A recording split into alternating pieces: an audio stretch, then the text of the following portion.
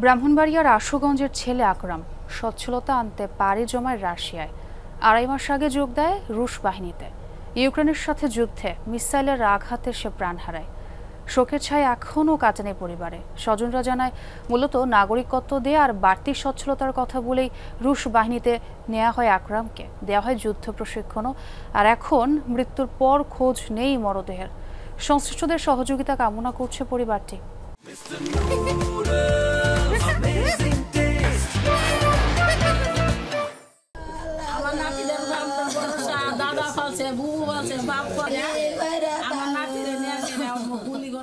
বোনের বিয়ে দিয়ে ঋণগ্রস্ত হয়ে পড়ে পরিবার। হাল ধরতে প্রায় বছরখানেক আগে রাশিয়া পাড়ি জমায় ব্রাহ্মণবাড়িয়ার হোসেনপুর গ্রামের ছেলে আকরাম হোসেন। সবই চলছিল ভালো, হঠাৎ একটি ফোন কলেই যেন সব শেষ। জানা যায় রাশিয়া ইউক্রেন যুদ্ধে প্রাণ যায় এই বাংলাদেশি তরুণের। বাড়ি জুড়েই আহাজারি।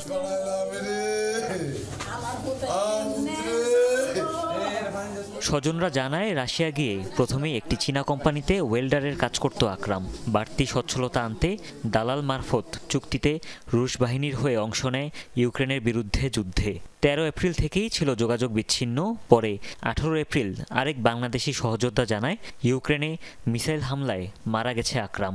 সে তো নিয়া দুজন মাঝে নিয়ে লাগাই দিছে। আমার ছেলেরে বিক্রি করে দিছে নিয়ে সেরা। আমার ছেলে কইছে, আম্মা আমি ঘুমুত্তরটা শোয়ালে ফোন দিমু। আমার ছেলে দিয়ে আর ফোন দিল না। আমার ছেলে আর ফোন দিল না। আমার ছেলে কোনো রাশিয়ান ভাষাও জানে না। 15 দিন ট্রেনিং করে ইউক্রেন পাঠাই দিছে। আমি আমার ছেলের লাশটা আমি দেখতাম, আমি আতায়া মাতায়া আমি দাপন কাপন করতাম। চাই আমার ছেলের লাশটা আমি চাই। 5 ভাই বোনের মধ্যে সবার বড় আকরাম। কৃষক বাবাকে নিয়ে অভাব অনটনে কাটত সংসার। তাকে প্রবাসে পাঠাতেও লাখ লাখ টাকা ধার দেনা করে পরিবার। এখনও পিঠে সেই ঋণের খড়গ। তবে সবকিছুর উপরে মরদেহ ফেরত চায় পরিবার। আমরা কোম্পানি দিছি, আমার নাতিরে যুদ্ধের দেশে নিল কেন? আমার নাতিরে বেচলো কেন? দেশের নাগরিকত্ব দিবে, টাকার প্রলোভন দেখে ওখানে ওই সেনাবাহিনীতে নিয়ে গেছে। মরদেহের বিষয়ে এরই মধ্যে প্রবাসী কল্যাণ মন্ত্রণালয়ের সাথে যোগাযোগ করেছে স্থানীয় প্রশাসন।